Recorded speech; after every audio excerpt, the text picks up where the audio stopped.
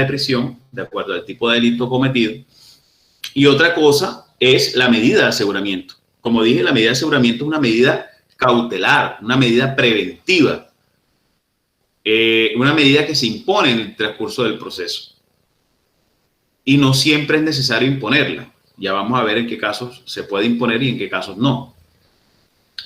Pero es importante que tengamos o no perdamos de vista que es una medida eminentemente cautelar.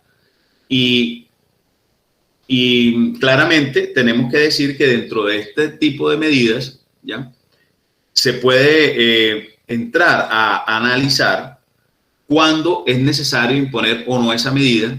Y este artículo nos da varias luces acerca de cuándo es necesario la imposición o no de una medida de aseguramiento. Si analizamos con lupa este artículo segundo, nos está señalando, en primer lugar, la competencia de estas medidas está en el juez de control de garantías. Entonces, ¿qué es lo primero o lo más importante que nos dice inicialmente este artículo? Que el juez de control de garantías es el que tiene la facultad para imponer la medida. Y lo segundo importante que nos dice es que esta medida se impone por solicitud del fiscal. Acá todavía en este artículo segundo no se habla de representante de víctimas. Entonces ustedes me dirán, bueno, y el profesor, ¿por qué puso acá que la medida de aseguramiento puede ser solicitada por el representante de víctimas? Claramente, cuando hago referencia a que la puede solicitar el representante de víctimas, está desarrollado en una de las normas que desarrolla concretamente la medida de aseguramiento. Ya la vamos a ver. Por ahora, como estamos hablando simplemente de la libertad como principio rector y de las formas de limitación que trae el artículo 300, artículo segundo, perdón, del Código de Procedimiento Penal, ese artículo por ahora habla únicamente de esa facultad en manos del fiscal. Ya vamos a ver cómo la norma ha desarrollado que el representante de víctimas también, en situaciones excepcionales, puede solicitar la imposición de la medida de aseguramiento. Entonces, primero, nos habla de que la impone el fiscal, el juez de control de garantía, y segundo, a solicitud del fiscal. Este es un cambio importante que se dio con el sistema penal acusatorio, ya que cuando hablábamos de ley 600, que recuerden que era un sistema totalmente inquisitivo, mixto con tendencia inquisitiva, el fiscal, él mismo era el que imponía la medida de aseguramiento, no existía el juez de control de garantías. Pero recuerdan que yo les dije a ustedes por allá por la primera clase que en el sistema penal acusatorio se le quitó a la fiscalía la facultad de tener funciones jurisdiccionales, y que esas funciones jurisdiccionales fueron puestas en manos de un juez que se llama juez de control de garantía, que es en este momento el que se abrogó todas esas funciones que anteriormente tenía el fiscal. Entonces ya el fiscal no puede imponer una medida de aseguramiento directamente, sino que tiene que ir ante un juez de control de garantía para imponer la medida de aseguramiento. Pero este artículo nos habla de otra cosa que es supremamente importante, importantísima. Y esta cosa que es supremamente importante es de unos fines constitucionales.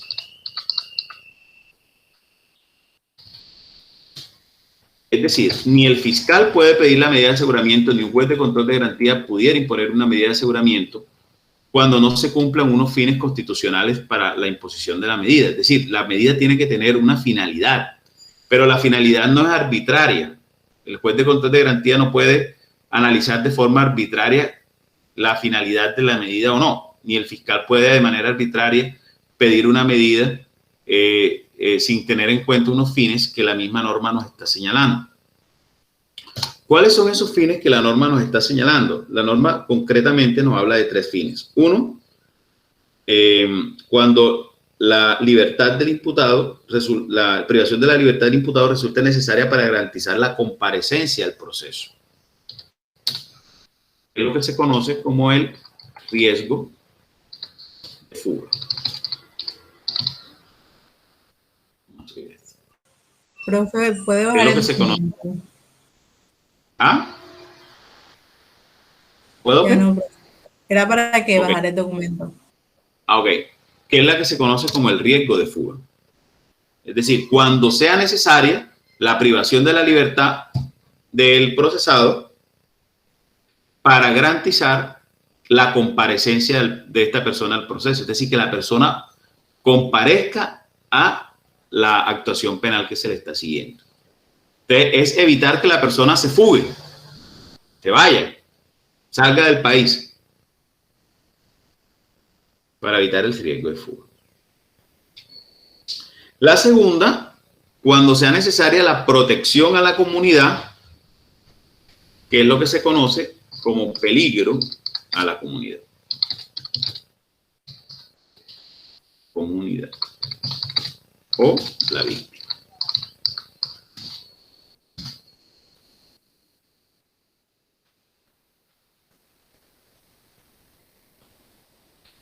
Y tercero,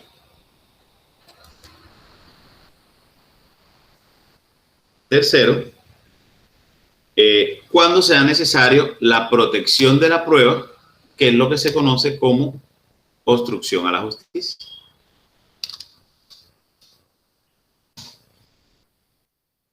Es lo que se conoce como obstrucción a la justicia. ¿Vale? Obstrucción a la justicia. Entonces, esos son los tres fines constitucionales para la imposición de la medida. No hay más. Y ustedes se van a dar cuenta que estos fines constitucionales son desarrollados, obviamente, como su nombre lo indica, por la Constitución política, pero también por varios artículos, y ya los vamos a ver, el artículo 308, el artículo 309, bueno, más bien del 308 al 312. El 308 al 312 se encarga únicamente de señalarlos y desarrollar qué contiene cada uno de esos fines, porque entre otras cosas, el legislador en su sabiduría ha considerado que esto no se le puede dejar al arbitrio del juez ni del fiscal.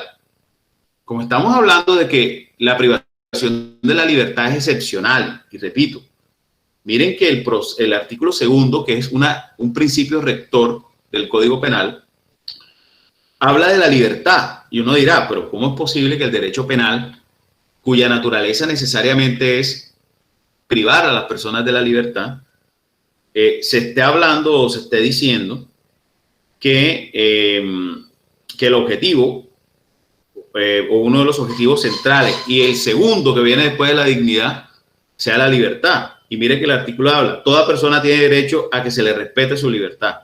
Nadie podrá ser molestado en su persona ni privado de la libertad, sino en virtud de mandamiento escrito de autoridad competente o, en caso de captura en flagrancia también, pues no lo dice ahí, pero complemento, emitido con las formalidades legales y por motivos previamente definidos en la ley. Entonces, el artículo comienza diciendo, hombre, mire, usted tiene, la persona que está inmersa en un proceso penal, tiene como regla general el derecho a afrontar su proceso en libertad.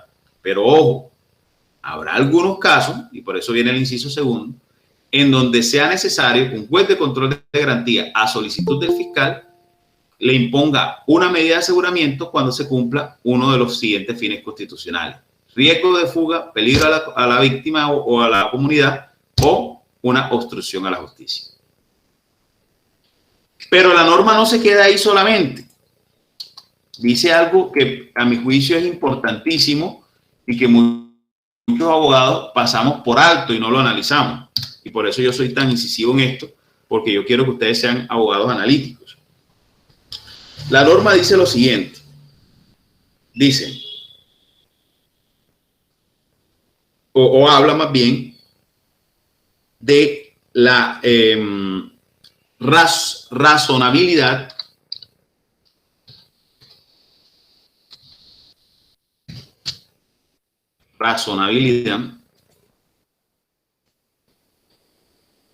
habla también de una proporcionalidad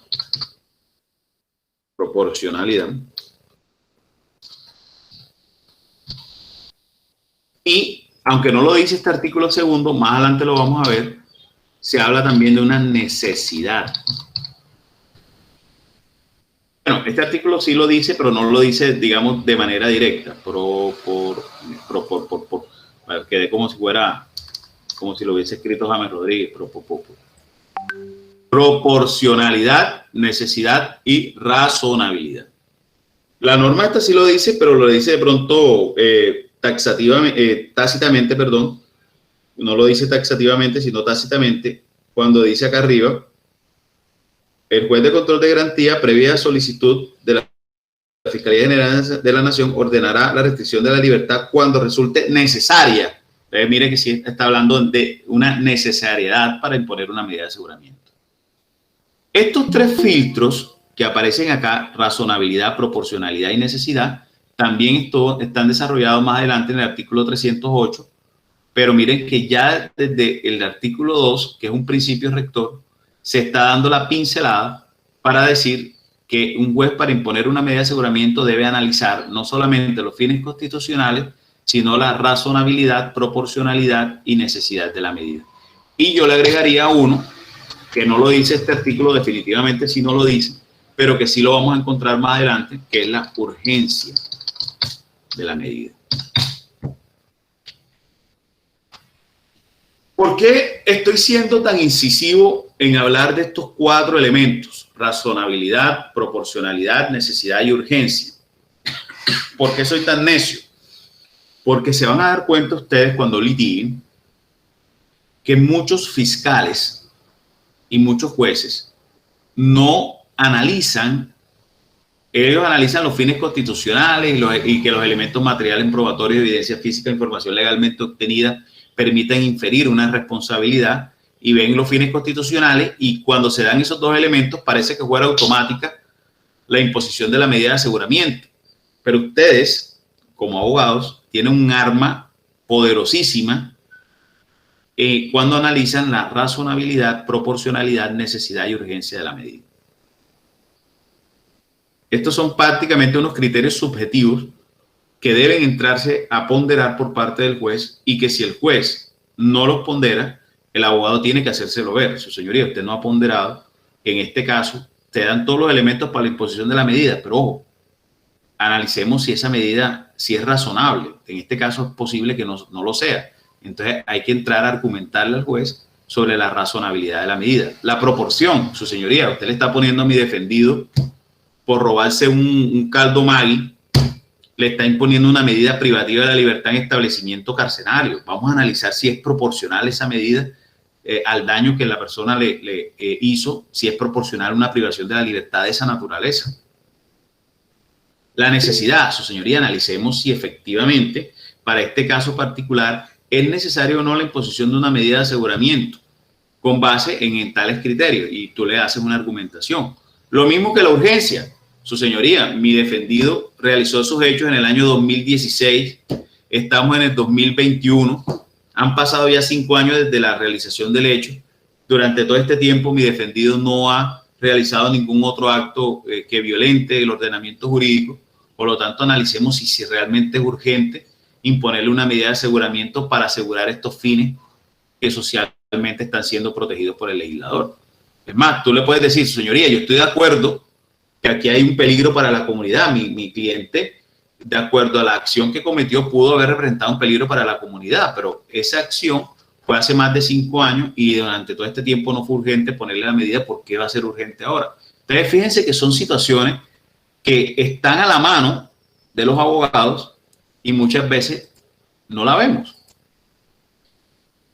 Entonces es necesario que se tenga en cuenta, anticipándome un poquito de lo que vamos a explicar ahora, la razonabilidad, proporcionalidad, necesidad y urgencia.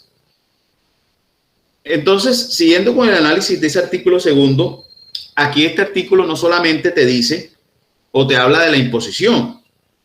Ahí en el punto que le faltó a la compañera, porque ahí dice lo siguiente: el juez de control de garantía, previa solicitud de la Fiscalía General de la Nación, ordenará la restricción de la libertad del imputado, es decir, impondrá una medida cuando resulte necesaria para garantizar su comparecencia o la preservación de la prueba o la protección a la comunidad, es decir, cuando haya riesgo de fuga, peligro a la comunidad o obstrucción a la justicia. En especial de la víctima. Y después dice, ahí es un puntico, en especial de las víctimas, punto. Igualmente, por petición de cualquiera de las partes, ustedes miren que acá arriba dijimos que cualquiera de las partes, sea fiscal, defensa, ministerio público, fiscal, defensa o ministerio público, por petición de cualquiera de las partes, se podrá pedir que la modificación o la revocatoria. Se podrá pedir la modificación o la revocatoria de la medida. Si, ojo, si las circunstancias que llevaron a imponer la medida hubiesen variado y la convirtieran ¿en qué? En una medida irracional o desproporcionada. Pero fíjense que este artículo, como las buenas comidas no tienen presa mala. Este es un artículo que te está llevando a entender lo que más adelante desarrolla el artículo 306 a 313, que son los artículos que desarrollan todo lo relacionado, no, 313 no, a 318, que son los artículos que terminan desarrollando el tema de la medida de aseguramiento en su plenitud. Ya este artículo, como principio rector, nos da una pincelada diciéndonos que la libertad es una excepción, que la regla general, perdón, que la libertad es una regla general, que la privación de la libertad es una excepción y que el juez de control de garantía a solicitud del fiscal puede imponer una medida de aseguramiento cuando exista uno de estos fines constitucionales, pero ojo, también nos dice que cualquiera de las partes puede solicitar una revocatoria o una modificación de la medida cuando las circunstancias hubiesen cambiado, es decir, cuando las circunstancias que llevaron al juez a imponer la medida, es decir, él te está diciendo aquí es que esto no es definitivo. Eso es lo que yo hago énfasis y le digo a los familiares de muchas personas procesadas. Hay veces que capturan a la persona, le hacen la legalización de captura, la imputan o le dan el traslado al escrito de acusación, siempre y cuando estemos en la ley 1826 o en el sistema ordinario, y le imponen una medida de aseguramiento y ustedes ven a esas mamás de esos muchachos agarrándose, las mamás pobrecitas siempre son las que más sufren, agarrándose la cabeza y dando gritos allá afuera de la sala de audiencia porque el hijo ya va preso y uno le dice, señora, mire, cálmese. O sea, está bien que él va a ir a la cárcel, sí, pero él no está condenado. Él va para la cárcel porque le impusieron una medida de aseguramiento, pero ojo, esa medida no es definitiva. Él puede obtener nuevamente la libertad, sea por vencimiento de término o porque se pueda pedir más adelante una revocatoria o una sustitución de la medida de aseguramiento cuando la medida se convierta en irracional o desproporcionada. ¿Hasta ahora estamos claros, muchachos, o hay dudas? Estamos claros. Vale. Aquí sí hago yo un paréntesis porque yo creo que los profesionales tenemos que tener mucho tacto para decir las cosas. ¿Y por qué digo que tener mucho tacto? Yo digo que hay dos tipos de profesionales que tenemos que tener tacto al extremo. Los abogados, especialmente los penalistas, y los médicos. Porque uno tiene que saber cómo decir las cosas a las personas, por lo menos. Yo tenía un compañero de la Defensoría que a mí me daba mucha risa, que él siempre se entrevista, pues todos los defensores públicos nos tenemos que entrevistar con los clientes y a veces hasta con los familiares antes de asumir los casos y explicarles pues la situación jurídica de ellos. Evidentemente hay que empaparlos bien para que ellos sepan a qué se van a enfrentar. Y ahí es donde yo digo que uno debe tener mucho tacto. Ese compañero me da risa porque él se sentaba frente de los familiares, la mamá de los muchachos, y entonces le decía, hombre, señora, mire, lo voy a ser sincero. El hijo suyo va preso. Imagínense, se la soltaban así, o evidentemente una persona se impacta y no, uno tiene que ser claro. Hay situaciones en las que uno sabe, por lo menos, capturan a una persona por una violación a un menor de edad. Evidentemente uno sabe que esa persona tiene pie y medio en la cárcel. Esa persona se le va a imponer una medida de aseguramiento a menos pues que se logre establecer que esa persona en ese momento se logra establecer con elementos materiales probatorios que esa persona no tuvo participación en los hechos. Pero donde se llegue a establecer una inferencia lógica de autoría o participación, esa persona tiene pie y medio en la cárcel. Yo creo que muy difícilmente un juez no le impone una medida de aseguramiento. Aunque mentira, las veces que hemos logrado que no se le imponga medida de aseguramiento a una persona por delitos de actos sexuales contra menores, así existen elementos materiales probatorios, es con base en esta herramienta, que es una herramienta pero valiosísima, la urgencia. La urgencia de la medida. Es la única, porque yo no puedo hablar de razonabilidad, no es razonable poner una medida, es lo que hizo fue violar ese peladito. Eso no tiene sentido. Es más, ni lo aleguen, porque van a quedar ustedes muy mal parados como profesionales y como seres humanos. Uno no puede hablar de proporcionalidad, su señoría, no es proporcional. ¿Cómo vamos a mandar a la cárcel a ese tipo si él lo único que hizo fue violar a esa niñita de 2 años? Tampoco lo aleguen, porque suena hasta absurdo.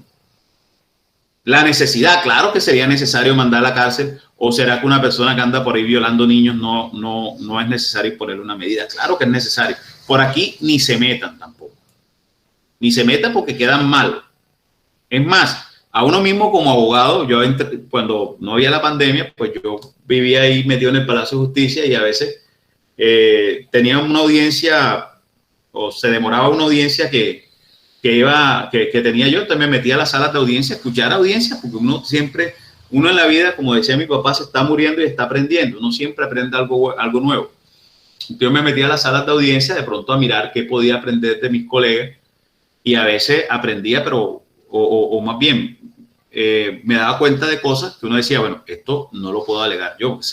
A veces uno mismo no se escucha, pero cuando escucha decírselo a otra persona, uno se da cuenta y esto es absurdo lo que está diciendo este tipo.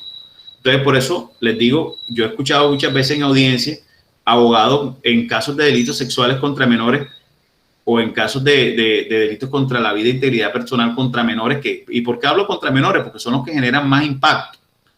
Entonces, tratan de argumentar razonabilidad, proporcionalidad y necesidad. Eso es absurdo. Por ahí no se metan nunca. Pero sí se pueden meter por el lado de la urgencia.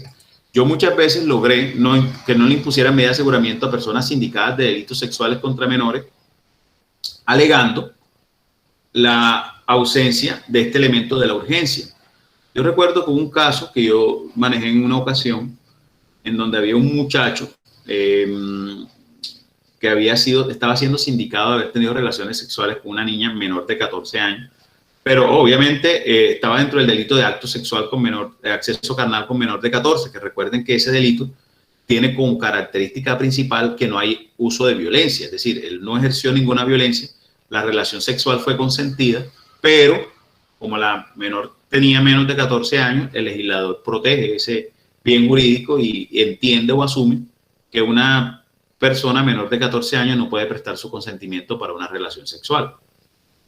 Entonces, ya había pasado un tiempo, ya la menor tenía como 20 años, habían pasado como 7 años desde los hechos, y yo alegué precisamente eso, el tema de la urgencia, dice su señoría. Los hechos sucedieron en tal año, hace más de 7 años, no recuerdo en qué año estábamos, vamos a suponer que estábamos en el 2016 y yo decía, bueno, los hechos sucedieron en el 2009, ya han pasado 7 años, en ese momento ya tenía 13 años, ya tiene 20, y apenas hasta ahora la Fiscalía General de la Nación decide ordenar hacer una solicitud de orden de captura por estos hechos, orden de captura que no debió haberse concedido, este tipo debió haber sido simplemente citado a imputación. Se está llevando a la persona al proceso pidiéndose la imposición de una medida de aseguramiento cuando los hechos sucedieron hace 7 años. ¿Dónde está la urgencia de la medida? ¿Por qué? O que me alegue la Fiscalía, ¿por qué si era tan urgente imponer la medida demoró 7 años para pedir la orden de captura? Entonces uno comienza a cuestionar, digamos, los motivos de la Fiscalía, y cualquier juez de control de garantías, que está precisamente para eso, para ejercer garantías procesales, entenderá que a pesar de la gravedad del hecho, aquí en este caso no hay una urgencia para imponer la medida de aseguramiento y muy seguramente no la impone. Y me estoy de pronto anticipando un poquito, pero es porque yo quiero que a ustedes les quede desde ya muy claro la importancia de estos 4 hermanitos que ustedes ven aquí. Estos 4 hermanitos son vitales. Son vitales. Y lo peor es que son pasados por encima, no son analizados. Muchas veces por los abogados o por los jueces o por los fiscales. Pero si el juez no lo analiza y el fiscal evidentemente no le conviene analizarlos, la defensa tiene que estar ahí para entrar a analizar estos elementos y argumentar alguno de ellos en pro de que no le impongan la medida de aseguramiento al procesado. Hasta ahora está claro todo, ¿cierto?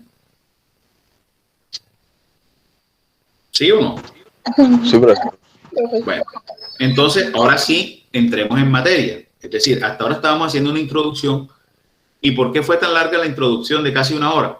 Porque ya ahora, cuando entremos a analizar el tema, ya les va a ser a ustedes más fácil entenderlo, porque ya a partir de esta introducción que acabamos de hacer, ustedes ya tienen un entendimiento global de la figura de la medida de aseguramiento, un entendimiento global de los fines constitucionales, un entendimiento global de aquellos aspectos que debe analizar el juez para imponer o no una medida de aseguramiento, es decir, de los requisitos para imponer una medida de aseguramiento, y un entendimiento global acerca de lo que sería la figura de la modificación, sustitución o revocatoria de la medida de aseguramiento. Bien, ahora sí entonces entremos en materia. Alguien, por favor, que haga lectura del artículo 306 del Código de Procedimiento Penal. Yo, profe, medida de aseguramiento. Sí.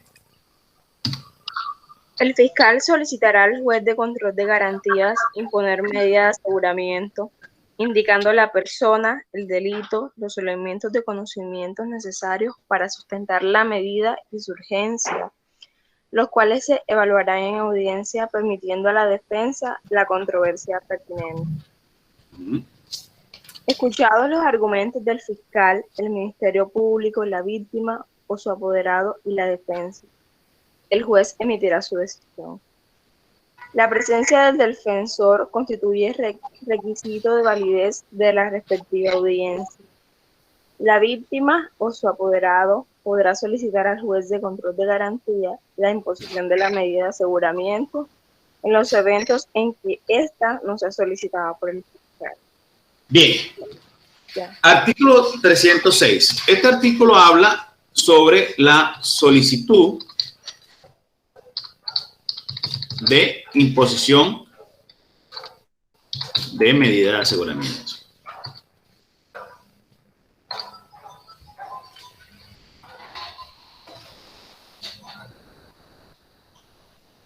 Permítanme, por favor, un segundo. Discúlpenme un segundo, por favor. Aló.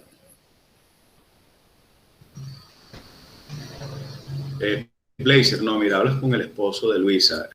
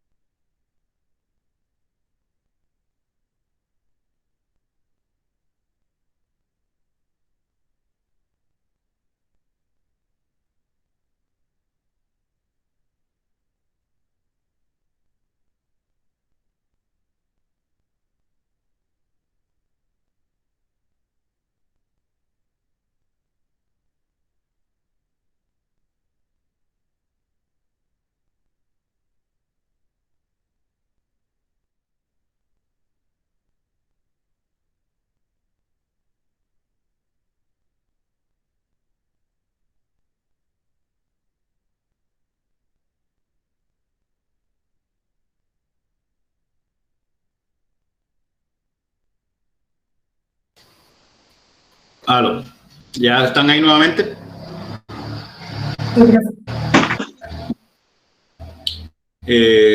Retomo. Bueno, iba por dónde iba, perdón, discúlpenme que estoy un poquito desconectado hoy. Por solicitud, ¿no? Pero habíamos dicho algo sobre la solicitud.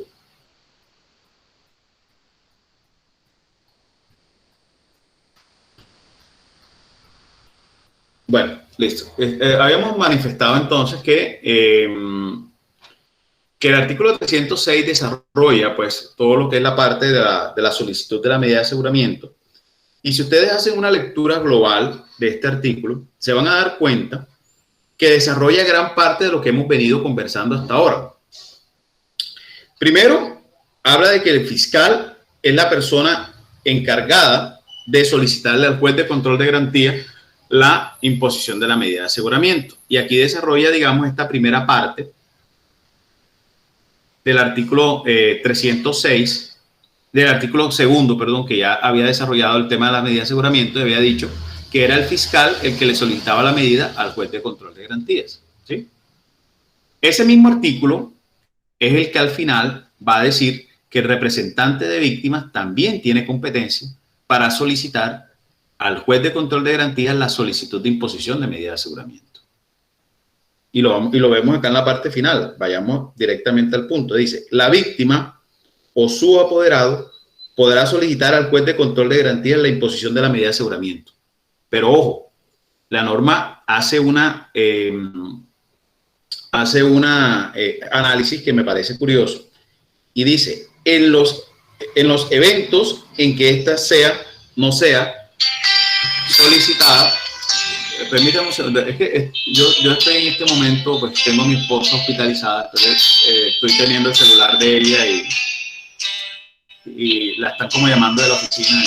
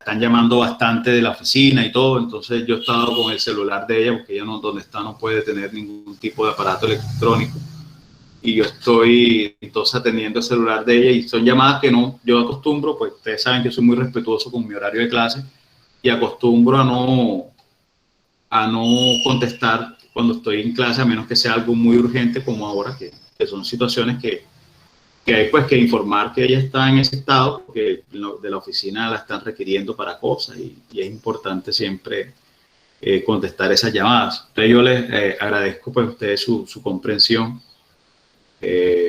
Tranquilo, profe, no se preocupe. Nosotros entendemos. Muchísimas gracias. Y por ello también les pedí pues que la clase la termináramos antes, porque la idea mía es suspenderla a las 8 para poderme arreglar y llegar hasta la clínica, pues porque tengo que estar ahí pendiente pues de cualquier novedad. Entonces, estamos en eso. ¿Listo? Vamos a continuar entonces. Entonces les decía pues que este artículo 306 habla sobre que la Fiscalía solicita la medida de aseguramiento, pero también da la apertura a que el representante de víctima la solicite. Pero ojo, la norma no es arbitraria en el sentido de decir que la puede pedir siempre. Para que el representante de víctima vaya a solicitar la medida, de acuerdo a lo que dice este inciso 1, 2, 3, cuarto del artículo 306, dice: la víctima o su apoderado podrá solicitar al juez de control de garantía la imposición de la medida de aseguramiento en los eventos en que ésta no sea solicitada por el fiscal. Y después dice: en dicho caso, el juez valorará, o sea, el juez de control de garantía valorará los motivos que sustentan la no solicitud de la medida por parte del fiscal para determinar la viabilidad de su imposición. Entonces miren que no es que sea arbitrario que el representante de víctima puede solicitarla cuando le dé la gana.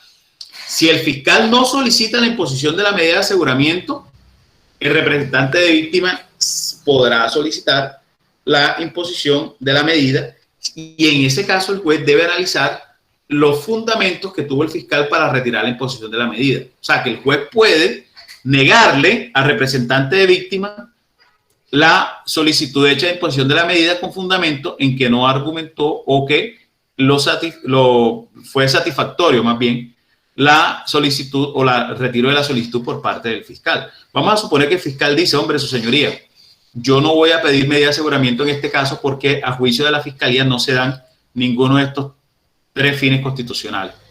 O se dan los fines constitucionales, pero no se dan estos 4 hermanitos que están acá abajo, que son apoyo a los fines constitucionales.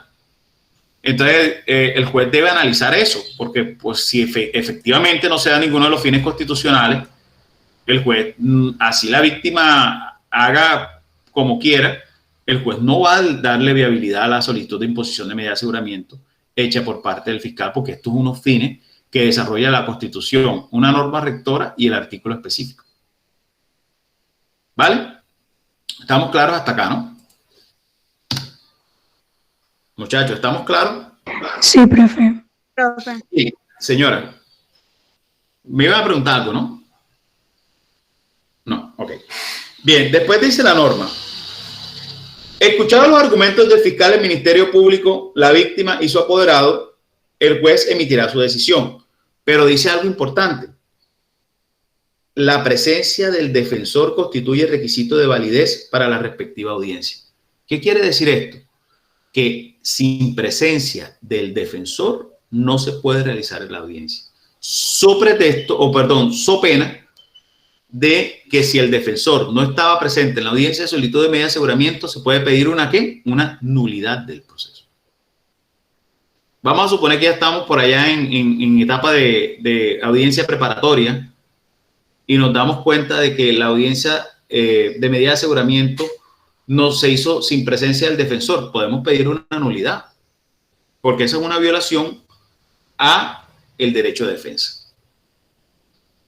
¿Estamos claros hasta ahí? Bien.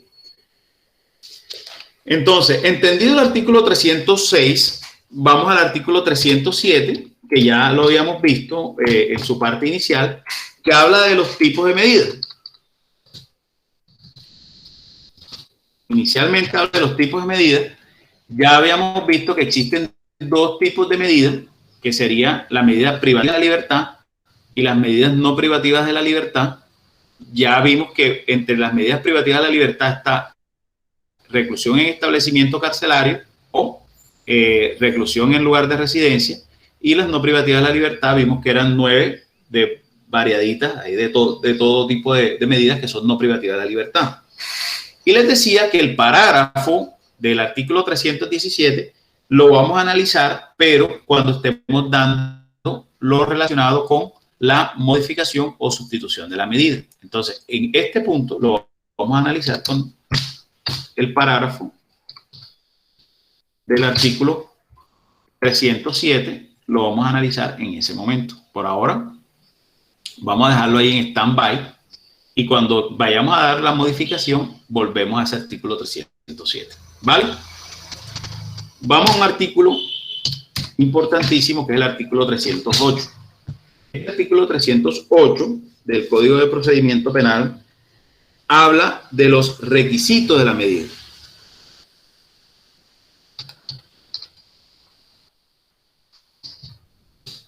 Habla de los requisitos de la medida. Vamos a analizar ese artículo para poder entender de manera global todo lo relacionado con los requisitos de la medida de aseguramiento. No analicemos el artículo 307A, que fue traído por la ley 1908 del año 2018, porque ese es un artículo específico para un tipo penal, que es el concierto para delinquir, y ni siquiera todo el concierto para delinquir, sino el concierto para delinquir cuando hace alusión o referencia a lo atinente a las bandas delincuenciales. Entonces es un artículo demasiado específico, y digamos que perderíamos un tiempo valioso en analizar un artículo que hace referencia a ni siquiera un tipo penal, sino a una de las modalidades de un tipo penal. Entonces me parece que sería, digamos, un desgaste innecesario. Vamos a analizar el artículo 308. ¿Quién lo lee, por favor? Yo prefiero. Dale, yo voy pidiendo un tintico mientras que lo leo. El juez de control de garantías, a petición del fiscal general de la Nación o su delegado, decretará la medida de aseguramiento cuando de los elementos materiales probatorios y evidencias físicas recogidos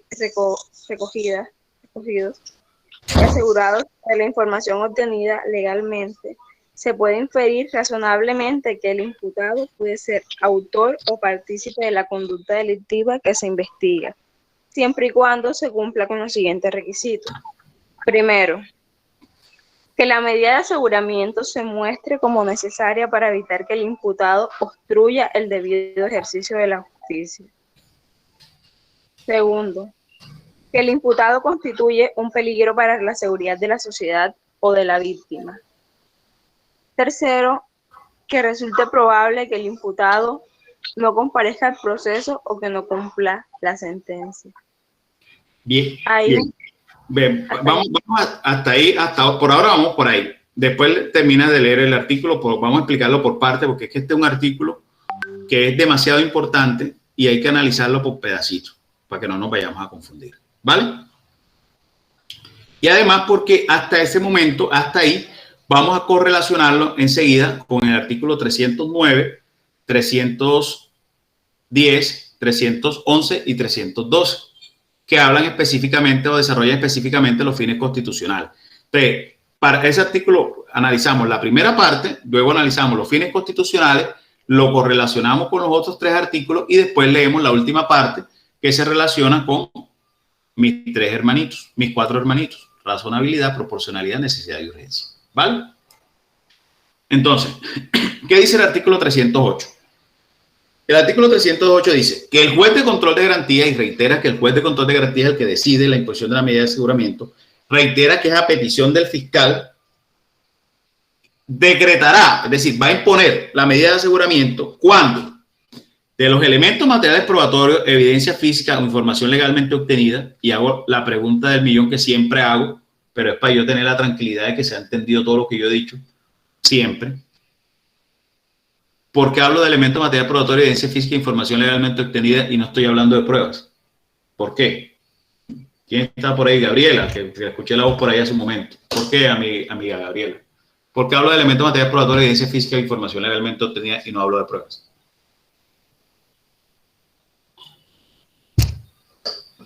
Gabri, ¿estás por ahí?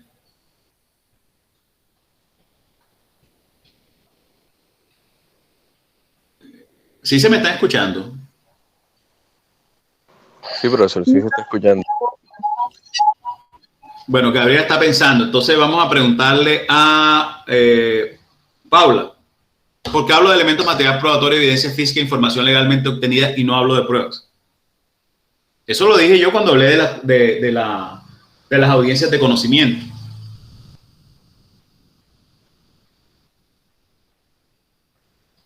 ¿Por qué?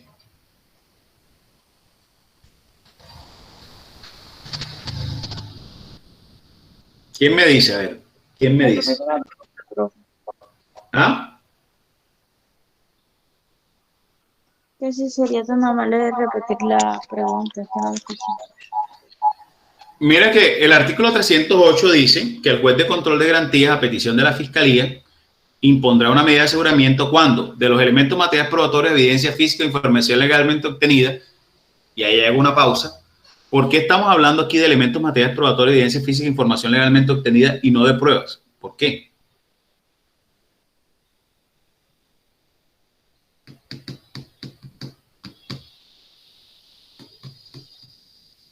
Fíjense, cuando yo iba a pasar por alto a hacer esa pregunta, yo a seguir, pero no sé, algo me dijo, detente en esa pregunta y miren que para mí es vital, es importante, digamos, es uno de los objetivos de esta cátedra, que cumplamos o más bien que ustedes conozcan o que sepan esto que estoy preguntando. Y cuando yo superé el tema de las audiencias de conocimiento, no sé si es porque, bueno, se vino el paro y el paro finalmente se vuelve como un traumatismo en todo esto. Claramente, muchachos, elementos materiales probatorios, evidencia física, información legalmente obtenida, se habla porque estamos todavía, no estamos en etapa de juicio. Es más, acuérdense que solamente se va a hablar de prueba en la audiencia de juicio oral. Todavía en etapa de juicio, en la audiencia de acusación y en la audiencia preparatoria, hablamos de elementos materiales probatorios, evidencia física, información legalmente obtenida.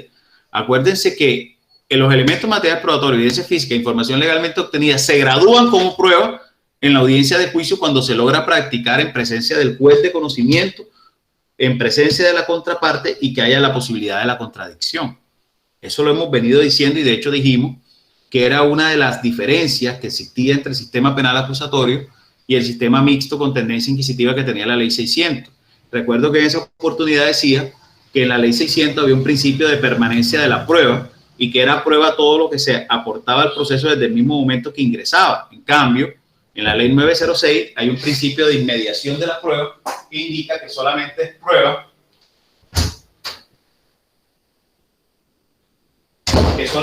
prueba cuando llegamos a la audiencia de juicio oral y se logra practicar en presencia del juez, por eso se llama inmediación de la prueba, con participación de la contraparte, y por eso hay principio de contradicción, y por último, de forma concentrada en una sola diligencia, que es la audiencia de conocimiento.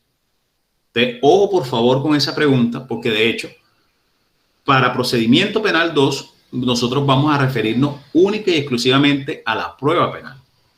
Entonces, si en el procedimiento penal 2 vamos a hablar únicamente de prueba, es necesario, es vital que ustedes puedan tener conocimiento de una pregunta tan simple como el hecho de saber por qué, si estamos todavía en etapa, en este caso, en etapa de investigación, porque ya pasamos la imputación, por qué estamos hablando de elementos materiales probatorios, evidencia física e información legalmente obtenida.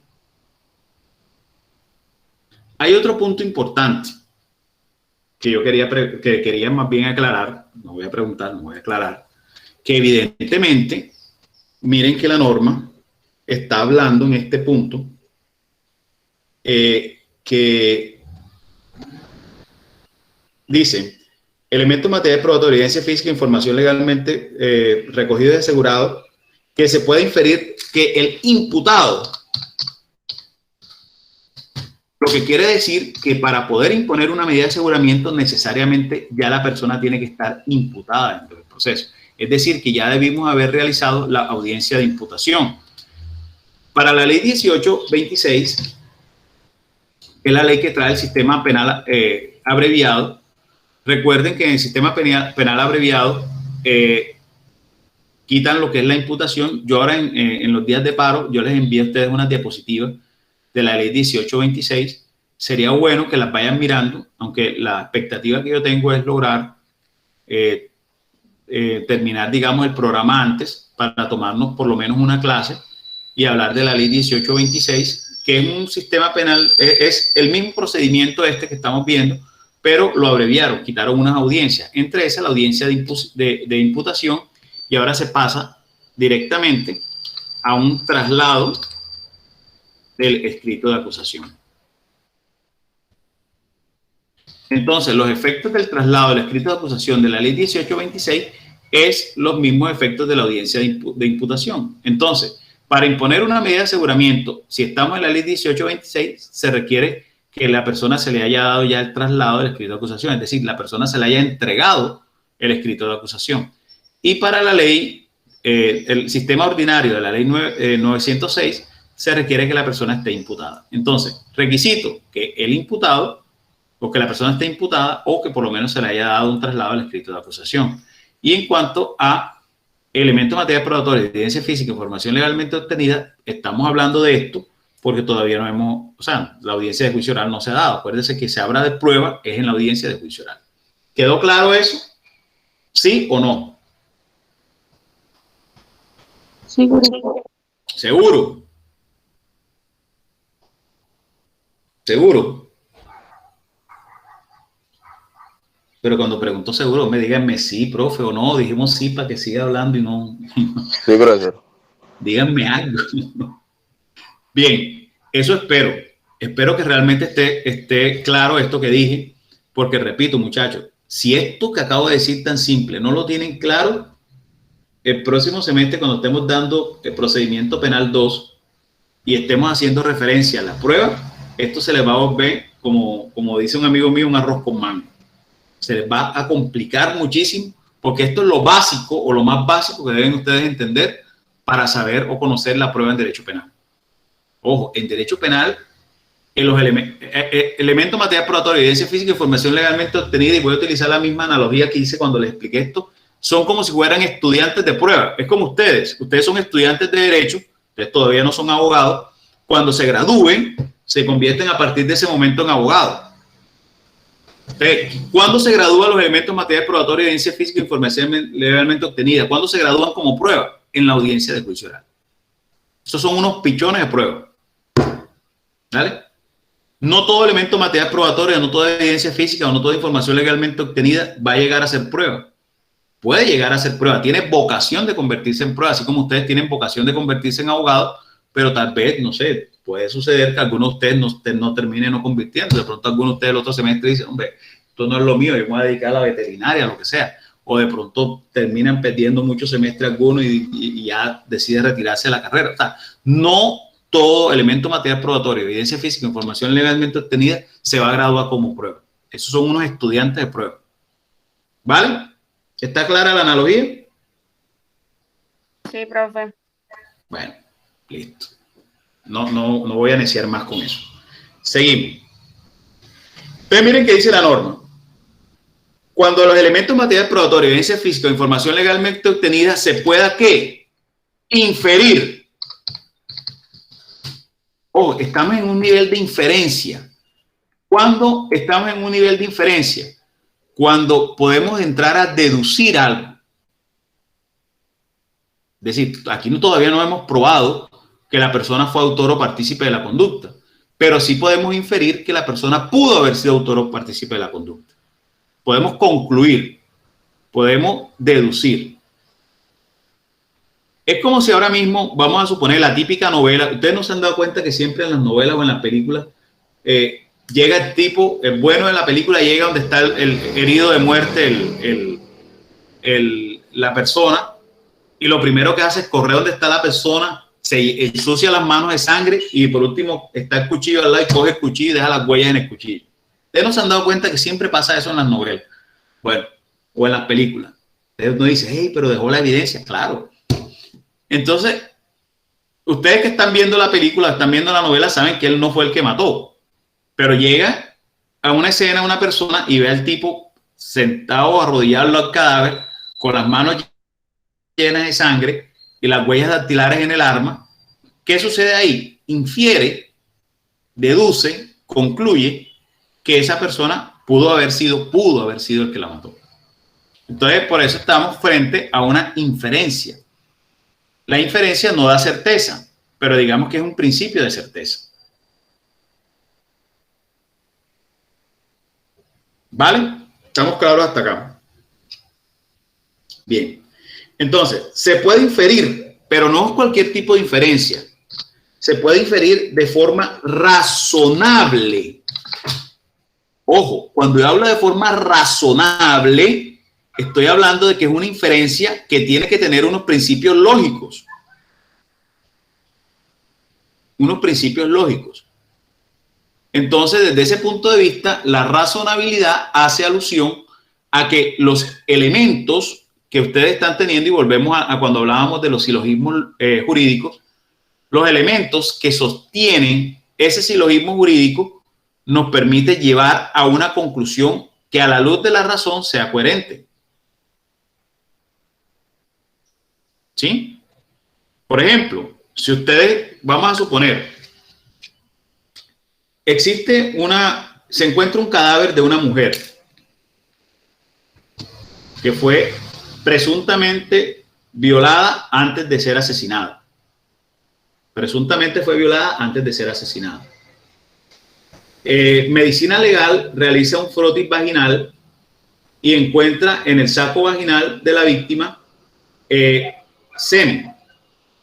Extrae el semen que se encuentra en el saco vaginal y toma de ese semen una muestra de ADN. Los investigadores acuden a la casa de la mamá de la víctima y la mamá de la víctima dice, hombre, aquí ella tenía un muchacho que la asediaba mucho, la llamaba mucho, la pasaba buscando. Ese muchacho es compañero de ella de estudio en la universidad. A nosotros no nos gustaba mucho ese muchacho porque tenía una pinta rara y nosotros le habíamos prohibido a la niña que estudiara con ese muchacho, pero él seguía llamándola, seguía molestándola.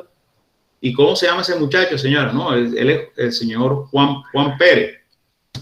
Van donde Juan Pérez, lo hacen un interrogatorio, le preguntan qué ella estaba haciendo en la fecha de los hechos. Juan viene y comienza a decir que ese día él estaba de viaje fuera de la ciudad, se había ido para Bogotá a pasarse unos días donde la tía, porque como estaba en la universidad en paro, entonces había ido para Bogotá. Entonces, ¿qué sucede ahí? La policía tiene una prueba, que es una prueba de ADN extraída de un semen que le fue sacado del cuerpo de la víctima. Le pregunta a Juan si de forma voluntaria él permite que se le haga una toma de muestra de ADN. Si él se niega, se la solicitan a un juez. Pero vamos a suponer que en este caso, para hacer las cosas más sencillas, él voluntariamente accede, entonces se le toma una muestra de ADN, puede ser un cabello, puede ser saliva. Se hace la toma del ADN y se hace un cotejo, es decir, se coteja el ADN encontrado en el semen que se le extrajo a la víctima con el ADN de Juan y se hace un cotejo y se logra determinar que efectivamente ese ADN encontrado a la víctima coincide, es decir, hay uniprocedencia. Entonces quiere decir que ese semen era de Juan, el que le fue encontrado a la víctima. Se hace o se siguen las labores investigativas y se hace una entrevista a 3 compañeros de Juan que aseguran que para el día de la muerte de la víctima, Juan se encontraba en la ciudad de Sincelejo, que él sí viajó a Bogotá, pero que viajó con posterioridad a la muerte de la víctima. ¿Y por qué saben ellos? Porque el día que se divulgó la noticia de la muerte de la víctima, los compañeros decidieron hacerle una oración, una misa, no sé, y en esa misa se encontraba esta persona y esa persona comentó que él iba a viajar al día siguiente para la ciudad de Bogotá. Entonces miren qué pruebas tenemos hasta ahora. Tenemos una víctima que presuntamente fue violada y asesinada. Del saco vaginal de la víctima se extrajo a través del froti una muestra de ADN que, tomado esa muestra, se cotejó con el ADN del principal sospechoso y se pudo determinar que hay una improcedencia. Existe un indicio de mala justificación en el sentido de que esta persona, al momento de haberle hecho la entrevista, que pudiera haber guardado silencio, decidió hablar. La entrevista, bueno, sí, vamos a suponer que le hicieron una entrevista porque en este momento la persona, o más bien un interrogatorio indiciado para reservarle sus derechos. Esta persona declaró que no se encontraba en la ciudad para los días de los hechos. Resulta que hay 3 declaraciones de personas que dicen que él sí se encontraba en la ciudad y que él viajó fue con posterioridad a la muerte de la víctima. Entonces, miren que tenemos unos elementos materiales probatorios, como podría ser, tenemos también una evidencia física, como el caso del, aquí elementos, tenemos unas pruebas de unos cotejos, evidencia física, se extrajo una muestra de semen de la víctima, del cuerpo de la víctima, que sería el elemento material probatorio, se extrajo una evidencia física que fue el semen, se le hizo unos estudios, tenemos una información legalmente obtenida que arrojó que ese ADN coincide con el ADN del sospechoso. Se tomaron unas entrevistas que también son unos elementos materiales probatorios donde las personas ubican a este tipo procesado en el lugar de los hechos, a Juan, en el lugar de los hechos, que fue la ciudad de Sincelejo. Tenemos además de eso un indicio de mala justificación dado por él mismo, el cual mintió a la autoridad diciendo que estaba fuera de la ciudad. Entonces, ¿será que hasta ese momento tenemos una inferencia razonable, sí o no? ¿Tenemos una inferencia, muchachos? Claro, profe. Claro, profesor. Por supuesto que sí. Por supuesto que sí. Entonces miren que la norma, en ese sentido, dentro de esta investigación que estamos diciendo, ¿qué es lo procedente? Que se ordene la captura en contra de Juan, se capture Juan, se le hace la legalización de captura, se imputa y después de imputado se le solicita una medida de aseguramiento. Entonces miren que la norma habla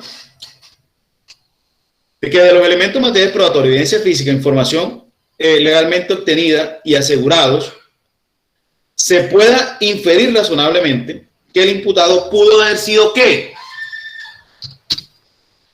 Autor o partícipe de la conducta. Entonces, este primer requisito, mis queridos amigos, hace alusión a tener una base probatoria, tener una base que permita en este estado tan inicial del proceso poder tener una inferencia razonable. ¿De qué? De que el imputado pudo haber sido un autor o partícipe de la conducta. Ojo, no es concluyente. No es concluyente, porque fíjense que pensando como abogados, ha podido suceder que Juan efectivamente el día que fue asesinada, vamos a ponerle nombre a la víctima, Juana, que Juan, el día que fue asesinada Juana, él haya tenido o haya sostenido relaciones sexuales consentidas con la víctima. Puede suceder eso.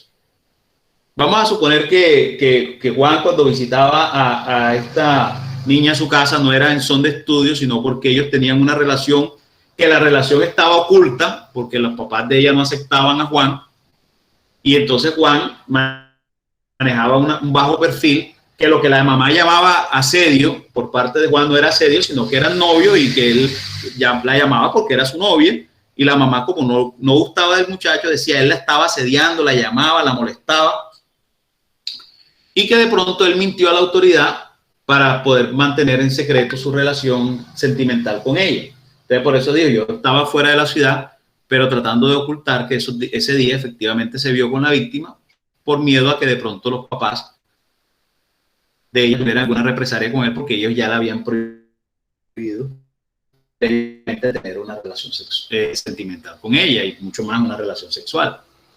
Entonces, fíjense que en esta hipótesis que le estoy planteando es un grado apenas de inferencia. Claro que podemos inferir razonablemente que la persona pudo haber sido autor o partícipe, pero esta conclusión no es definitiva, porque todavía falta todo el proceso y en el proceso podrá Juan demostrar que, hombre, sí, yo tuve relaciones sexuales con ella, pero primero, que fueron consentidas, así que la víctima no fue violada, y segundo, que ella fue asesinada con posterioridad. Nosotros tuvimos relaciones sexuales en un motel, salimos de ahí, yo la dejé en el centro para que ella pudiera coger una buseta, un taxi, lo que sea para su casa. Ella decidió irse a pie y resulta que cuando iba pasando por un sitio cercano a su casa, la intentaron robar y por eso la golpearon. Entonces, los golpes no fueron producto de una violación, sino de los golpes que le hicieron cuando la robaron, y la mataron, y los delincuentes al matarla se asustaron y se fueron y no se llevaron ninguna de sus pertenencias. Por eso nadie sospechó de un robo.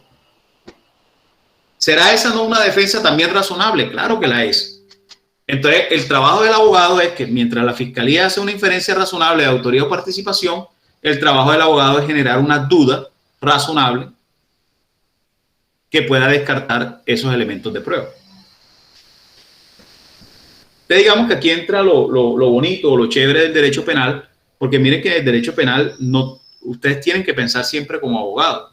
¿Y qué es pensar como abogado? Poner en duda todo, pero no ponerlo en duda por necio, o sea, por terco, ponerlo en duda también de forma razonable.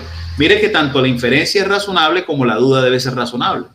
Es decir, deben ser dudas que a la luz de la lógica, de la razón, o me voy un poco más allá, a la luz de hacer una valoración probatoria, ustedes puedan determinar que existe un criterio de razonabilidad que permita establecer de forma lógica algo, o que las reglas de la experiencia lo avalen.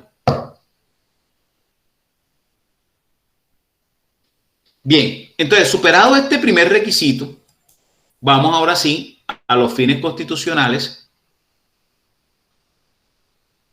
que ya habíamos dicho que habían sido desarrollados por el artículo 2 y que vuelven a ser desarrollados por este artículo 308.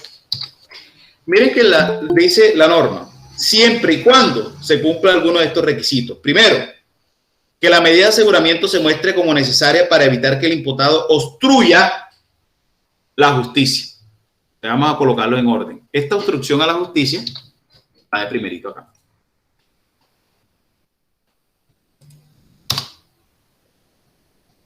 Bien, con la que hice yo. Obstrucción a la justicia. Vamos a analizar este primer punto, que es la obstrucción a la justicia. Y aquí les voy a pedir, por favor, que leamos el artículo 309. ¿Qué dice el artículo 309?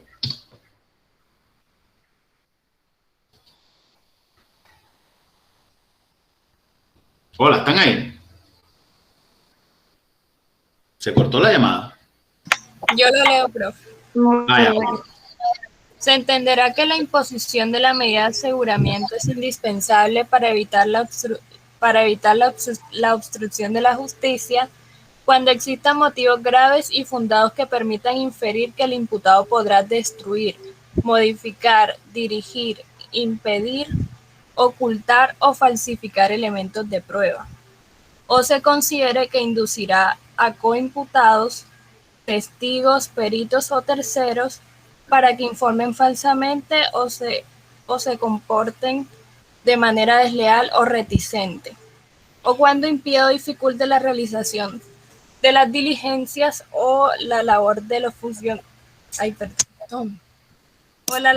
funcionarios y demás intervinientes en la actuación. Vale. Entonces, miren, ¿qué estamos diciendo acá? El primer fin constitucional, que establece el numeral primero del artículo 308, habla de ¿qué? Que la medida de aseguramiento se muestre necesaria para evitar que el imputado obstruya el debido ejercicio de la justicia, es decir, haya obstrucción a la justicia. Primer fin constitucional. Pero eso no es arbitrario, es decir, el juez no puede, o el fiscal no puede sacar como si fuera un mago del sombrero cualquier argumento para decir que hay obstrucción a la justicia. Tiene que haber un fundamento. ¿Y dónde está el fundamento? En el artículo 309, que dice: se entiende que la imposición de la medida de aseguramiento es indispensable para evitar la obstrucción a la justicia cuando existan motivos graves y fundados que permita inferir que el imputado pueda destruir, modificar, dirigir, impedir, ocultar o falsificar elementos de prueba. Es decir, que estos elementos que está buscando la fiscalía, porque acuérdense que apenas ahora estamos iniciando la etapa de investigación, puedan ser destruidos, puedan ser ocultados, puedan ser modificados. ¿Por quién? Por el imputado. Eso lo tiene que alegar y probar la fiscalía, porque los fines constitucionales se tienen que entrar a probar. Hay otro punto, dice: se considere que pueda inducir a coimputados, testigos o peritos o terceros a que informen falsamente. Es decir, que tenga la posibilidad de alguna u otra manera, torcer a los testigos que tenga la fiscalía. Se comporte de manera desleal o reticente. O supongamos que no quiera, digamos, en un momento dado facilitar la investigación, ponga trabas para que no se pueda adelantar la investigación. En el ejemplo este que estamos poniendo, no quiso entregar voluntariamente la prueba de ADN, aunque eso es un derecho de él, porque nadie está obligado a entregar pruebas en contra de sí mismo. Sí es un indicio, porque vamos al punto, hombre, si yo no tengo nada que temer, ahora mismo violaron y mataron a una muchacha, vamos a suponer, en el barrio Kennedy, aquí de Sincelejo, yo estoy aquí sentado con usted dando la clase, de mañana pasada dice alguien, no, el que la violó y la mató fue el profesor José Luis Navarro. ¿Qué día la violó y la mató? El 14 de julio del año 2021 a las 7 de la mañana. Yo tengo por lo menos 30 testigos que a esta hora yo estoy con ustedes dando clases. Yo no tengo nada que temer. Y dice: no, mire, señor, lo que pasa es que encontramos una muestra de semen en la víctima y queremos hacer una prueba de ADN. Pues, tómenla. Yo lo digo con toda la tranquilidad del mundo: tomen la prueba. Pero si de pronto la persona tiene algún interés en obstruir la justicia, muy seguramente se va a negar a que se le tome la prueba, como en el ejemplo que acabamos de dar.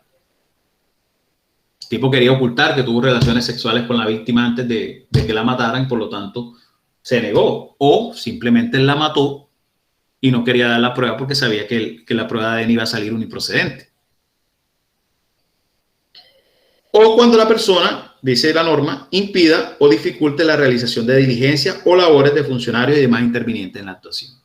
Entonces, cuando se habla de fines constitucionales de obstrucción a la justicia, necesariamente tiene que ser alguno de esos fines. Vamos con el segundo, riesgo de fuga. Vamos con el segundo, que sería peligro a la comunidad. Vamos a ponerlo en orden.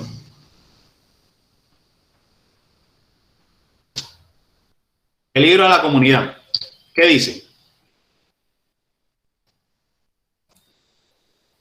Artículo 310, perdón. ¿Qué dice el artículo 310?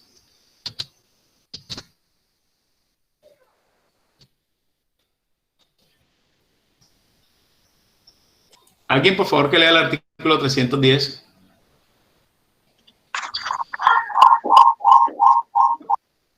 Alguien que no le suene el micrófono.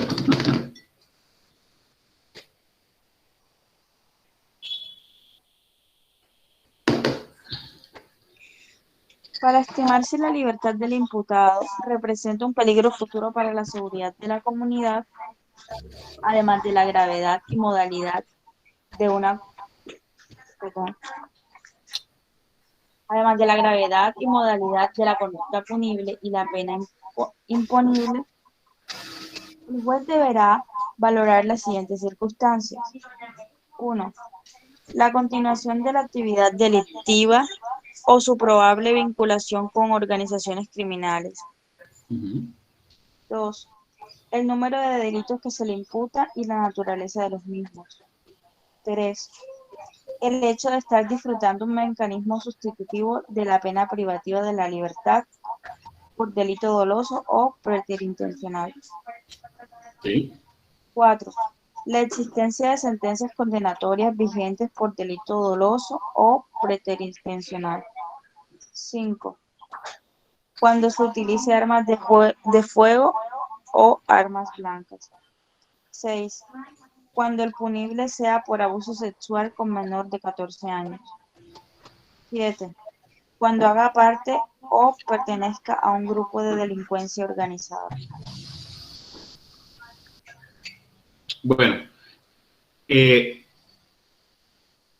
miren que este artículo establece ciertas hipótesis, ciertas situaciones en las cuales la persona se considera peligrosa para la sociedad. Entonces, no es que el juez simplemente porque se le esté indilgando una conducta grave, porque mire que la norma dice, para estimar si la libertad del imputado representa un peligro futuro para la comunidad, se deberá determinar, además de la gravedad y modalidad de la conducta, es decir, que la gravedad y modalidad de la conducta no pueden ser los criterios determinantes para imponer una medida de aseguramiento. No, lo que pasa es que le estamos indicando un homicidio y una violación y esas son conductas muy graves y ya por ese solo hecho representa un peligro, ¿no? Porque usted nada más le está imputando, puede que sea inocente. Entonces, la sola modalidad de la conducta no es concluyente. Se necesita además que se cumpla por lo menos uno de los numerales, que conforman el artículo 310. Primero, continuidad de la actividad delictiva. ¿Qué significa una continuidad de la actividad delictiva? Muy sencillo, que la persona se logra establecer dentro del proceso que la persona ha cometido con anterioridad conductas punibles y que ha continuado en esa digamos, transgresión de las normas penales. Vamos a suponer que capturaron a Juan y resulta que Juan hace apenas 2 meses tuvo una captura por hurto y hace apenas 1 año tuvo tiene otro proceso porque presuntamente también accedió carnalmente a una niña de 12 años. Entonces uno dice, hombre, mira, aquí hay una continuidad de la actividad delictiva. Aquí hay que hacer una claridad. Cuando inició el sistema penal acusatorio, como no había mucha claridad sobre esto, se entendía que la continuidad de la actividad delictiva era el mismo tipo penal por el cual la persona estaba siendo vinculada. Es decir, si la persona estaba siendo vinculada por el delito de hurto, se entendía que había continuidad de la actividad delictiva cuando anteriormente había sido capturado por el mismo delito, por hurto. Es decir, si era por otra conducta, la fiscalía buscaba otro de los numerales y no se aplicaba ese primero. Ya digamos que la práctica ha sido más sencilla y ya a continuación de la actividad delictiva es cualquier tipo de actividad, es decir, no solamente el tipo penal por el que está siendo procesado ahora, sino cualquier otro tipo penal por el que haya sido procesado recientemente. Otro aspecto, probable vinculación a organizaciones criminales, es decir, que la persona se tenga elementos que permitan concluir que la persona pertenece a una banda criminal, delincuencial, grupo de delincuencia organizada, una BACRIM, etc. Una pandilla, lo que sea. Segundo, el número de delitos que se le imputa y la naturaleza de los mismos. Aquí sí se mira de pronto la pluralidad de conductas punibles. Si la persona está siendo sindicada por lo menos 4 delitos, hurto, acceso carnal y homicidio, evidentemente las 3 conductas son conductas graves y eso podría dar lugar a que la fiscalía, basado en ese numeral, solicite la imposición de la medida porque la persona representa un peligro para la sociedad. La tercera, que la persona esté disfrutando de un mecanismo de sustitución. Hombre, vamos a suponer, el tipo lo condenaron hace 1 año y le dieron una libertad condicional, un subrogado de suspensión condicional de la ejecución de la pena, y ahora otra vez fue capturado por otra conducta punible. Entonces uno dice, hombre, mire, este tipo, la justicia le dio la oportunidad de quedar en libertad y volvió a embarrarla, volvió a transgredir el sistema penal, por lo tanto, esta persona representa un peligro para la sociedad. No podemos estarle dando libertades y oportunidades todo el tiempo. Otro, existencia de una sentencia condenatoria vigente por delito doloso preterintentionnel. Así no esté privado de la libertad, el hecho de tener una sentencia condenatoria que esté vigente representa entonces un peligro para la sociedad. Es lo que hablan de reincidencia.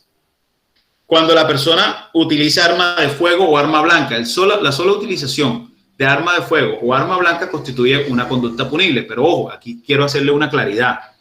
Si la persona es capturada por un delito como porte ilegal de arma, la fiscalía no puede alegar este numeral porque se entiende que existiría entonces 2 consecuencias jurídicas para un mismo hecho. Es decir, se entendería que la persona utilizó cuando efectivamente para cometer otro delito utiliza el arma, no el solo porte. ¿Está claro este punto? Es decir, si la persona está siendo procesada por el delito de porte ilegal de armas, que es cuando la persona porta un arma sin salvoconducto, no se le puede decir, no, pero es que se le aplicaría entonces el numeral quinto porque utilizó un arma. Claro que utilizó un arma porque es un elemento constitutivo de la conducta. Yo tengo que tener un arma en la mano, pero se habla de utilizar no cuando se porta, no cuando efectivamente se usa la misma. Entonces, si a mí me están procesando por homicidio y porte ilegal de arma, porque yo con un arma sin salvoconducto maté a Pedro, claramente si utilicé el arma y ahí sí se puede aplicar ese numeral. Otra, cuando el punible sea de abuso sexual con menor de 14 años. Aquí, por eso les decía que cuando una persona es capturada por un delito de abuso sexual, tiene pie y medio en la cárcel, porque no solamente está cometiendo la conducta que comporta medida de aseguramiento, sino que además el solo hecho de haber cometido ese delito sexual contra un menor es considerado por la norma como un hecho para deducir que la persona representa un peligro para la sociedad. Otra, que es la séptima, cuando haga parte o pertenezca a un grupo de delincuencia organizada. Ese también es un numeral, se parece mucho a la segunda parte del primero, pero acá estamos hablando pues de un grupo de delincuencia organizada, es decir, que haya sido pues catalogado pues como una, está claro acá cuando la persona comete el delito de concierto para delinquir por estar siendo parte de una BACRIM, y acá en el primero puede ser digamos cualquier tipo de organización criminal, no necesariamente una BACRIM, puede ser por lo menos simplemente una pandilla o simplemente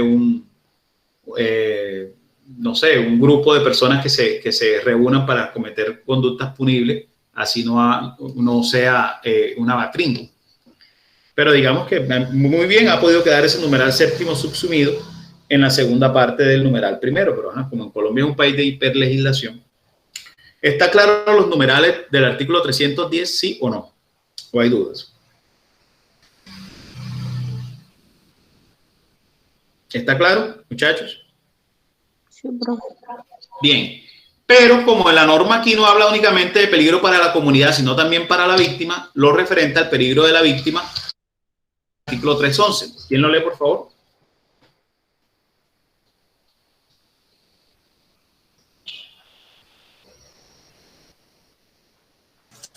Se entenderá que la seguridad de la víctima se encuentra en peligro por la libertad del imputado cuando existan motivos fundados que permitan inferir que podrá atentar contra ella, su familia o sus bienes. Ok. Cuando existan motivos que permitan inferir que podrá atentar contra la víctima o bienes. Vamos a suponer que yo no solamente robé a la víctima, sino que además la amenacé. Y le digo, hombre, yo sé dónde vives tú, donde me llegas a denunciar, te mato. Ahí claramente la víctima en su denuncia, cuando se le pregunta, ¿tiene algo más que agregar? Y dice, hombre, sí, esta persona yo la conozco, yo conozco al que me atracó, ese muchacho se quedó por mi casa, él sabe dónde vivo yo y además de eso me dijo que lo denunciaba, me mataba. Esa es una prueba que permite inferir que esa persona puede atentar contra la víctima y por lo tanto representa un peligro, bueno, en este caso sería un peligro tanto para la comunidad como para la víctima, porque la amenazó de manera directa. ¿Correcto?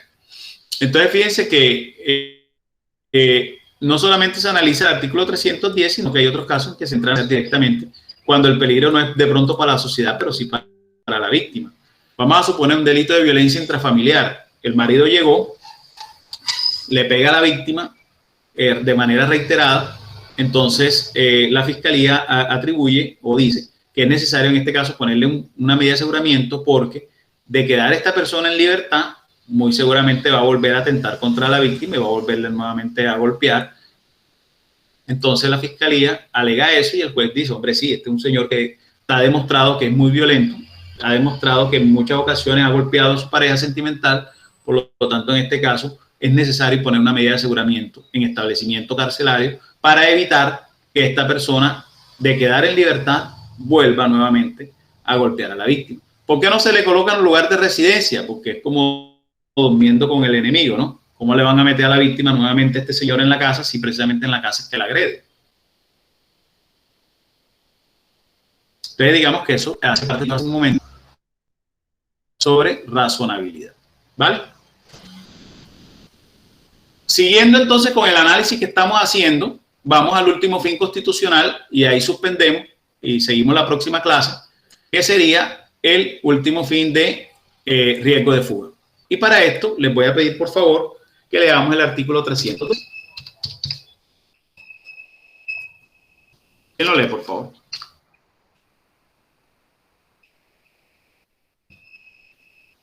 Profe, el de no comparecencia. Sí, el riesgo de fuga es no comparecencia. Ok. Para decidir acerca de la eventual no comparecencia del imputado, se tendrá en cuenta la gravedad y modalidad de la conducta y la pena imponible, además de los siguientes factores. Primero, la falta de arraigo en la comunidad determinado por el domicilio, asiento de la familia, de sus negocios o trabajo y las facilidades que tenga para abandonar definitivamente el país o permanecer oculto. Segundo, la gravedad del daño causado y la actitud que el imputado asuma frente a este. Tercero, el comportamiento del imputado durante el procedimiento o en otro anterior, del que se puede inferir razonablemente su falta de voluntad para sujetarse a la investigación, a la persecución penal y al cumplimiento de la pena.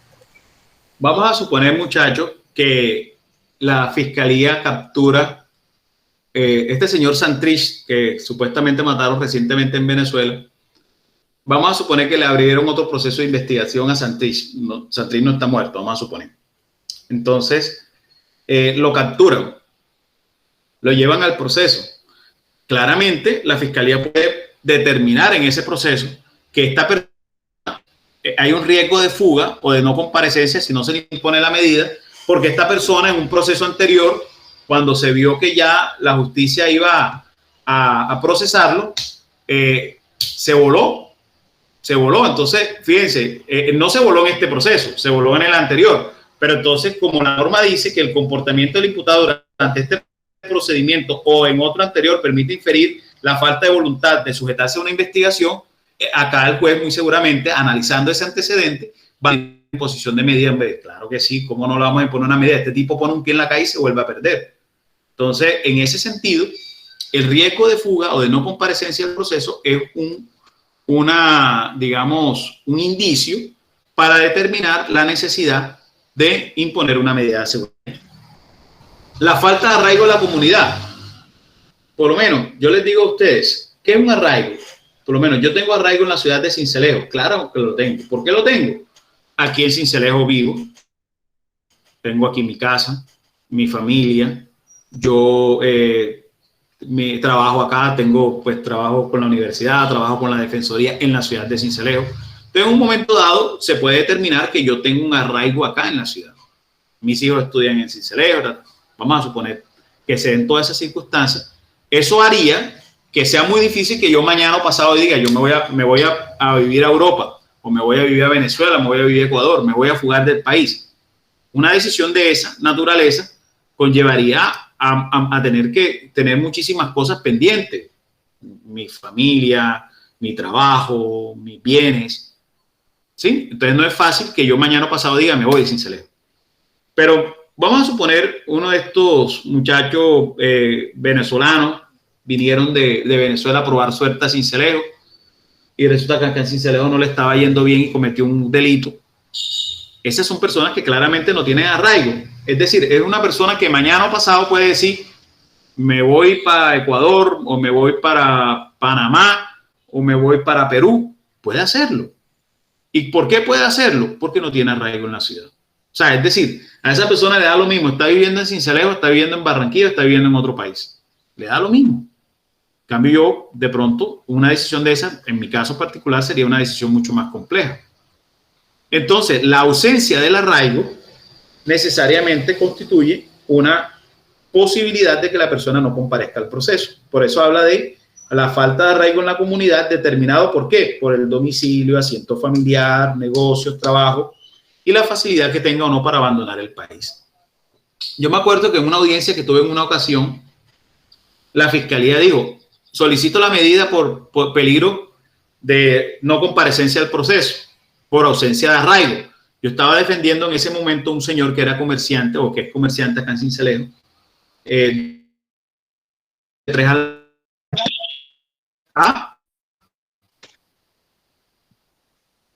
Perdón. No, profe, Estaba perdón. defendiendo a un muchacho conocido mío de hace mucho tiempo, que él es dueño de unos almacenes acá en Sincelejo, tiene como 3 almacenes acá en Sincelejo, tiene su acento principal acá, sus hijos estudian en Sincelejo, vive en Sincelejo donde tiene como 2 propiedades más, además de sus almacenes, la casa y otro apartamento.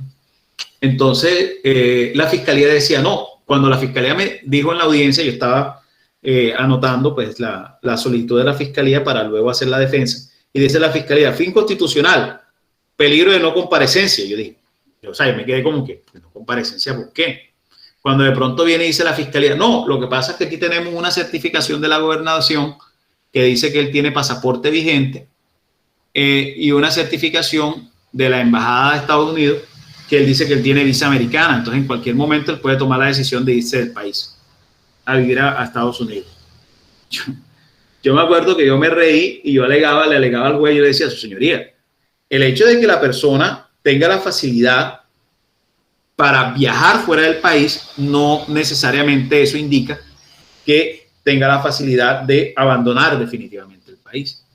Pues yo puedo tener visa americana y puedo tener pasaporte vigente, yo puedo viajar a Estados Unidos, pero es que yo no tengo la facilidad para abandonar el país porque es que yo tengo mis negocios en Sincelejo.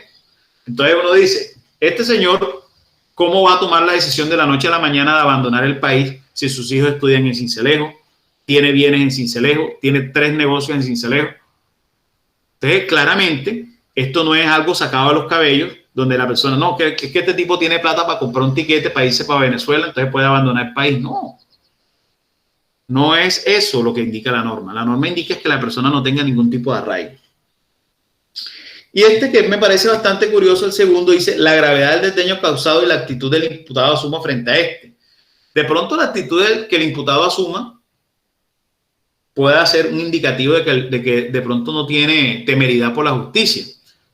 Vamos a suponer el tipo que yo lo he visto mucho, tipos que han matado, han violado, han hecho delitos graves y tú los ves en la audiencia muerto de la risa.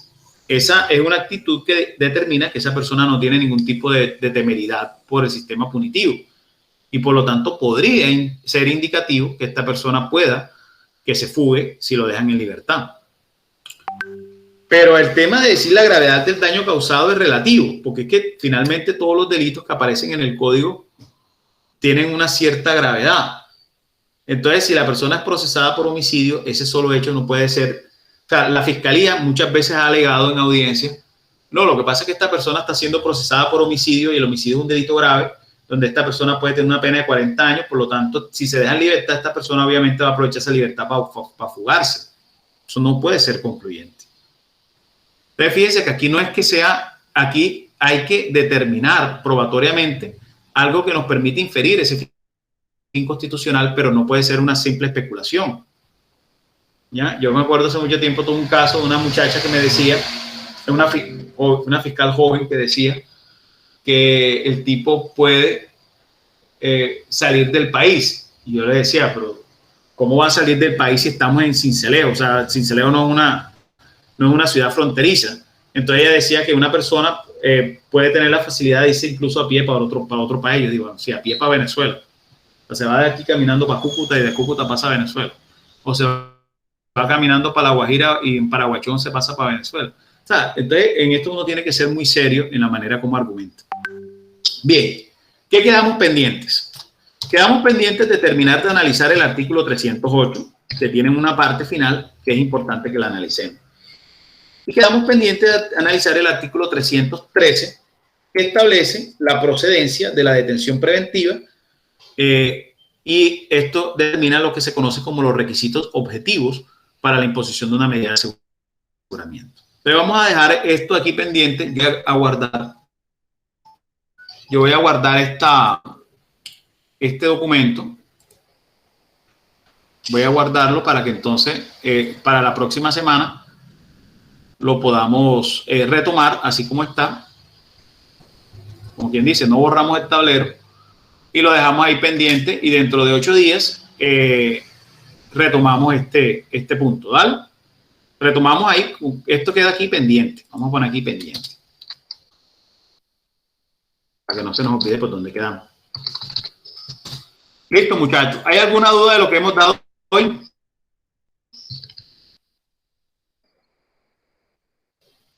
¿Dudas? No, profe. ¿Seguro? Bueno, listo. Entonces quedamos pendientes de esto. Les agradezco pues que me hayan regalado estos minutos, pero voy a ver si me arreglo para atender mis asuntos. Les mando un fuerte abrazo. Bendiciones. Bueno, profe, cuídese mucho. Gracias, igualmente. Igualmente para ustedes, muchas bendiciones. Les voy a pasar estas diapositivas también para que ustedes tengan la